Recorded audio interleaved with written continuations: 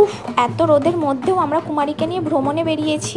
এই যে টোটোটা সাজানো রয়েছে এর মধ্যেই আমাদের কুমারী রয়েছেন। আর এই বাজনাগুলোকে দেখো, আমাদের কলস যাত্রাতেও দেখেছিলে, আবার এখনো দেখো আমাদের প্রতিটি যাত্রাতেই এই বাজনাগুলো থাকবেই। বাই দ্য ওয়ে, দিনটা ছিল কিন্তু নবমী, আর সেই দিন এতটা পরিমাণে রোদ ছিল যে ধারণার বাইরে। আমি এমনিতে রোদ সহ্য করতে পারি, কিন্তু তবুও এত রোদ লাগছিল মাথায়, আর পুরো ঘেমে স্নান করে যাচ্ছিলাম। আর এই বাজনাগুলোকে তোমাদের ওখানে কি বলে অবশ্যই জানাবে। আমাদের এখানে নাকি বলে কুরকুরি বাজনা। তো ওদিকে তো বাসদেবপুর পর্যন্ত ঘুরিয়ে আনা হয়েছে, আর এদিকে কিছুটা যাচ্ছে। আমরা আমাদের কলোনির সামনে দাঁড়িয়ে পড়েছি, আর আমাদের যাওয়া পসিবল হচ্ছে না এত রোদের মাঝখানে।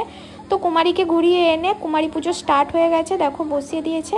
তবে কুমারী সাজা অতটা কিন্তু সহজ ব্যাপার নয়, একইভাবে অনেকক্ষণ ধরে বসে থাকতে হয়। আর আমাদের কুমারীটাকে কেমন লাগছে তোমরা অবশ্যই কমেন্টে জানিও।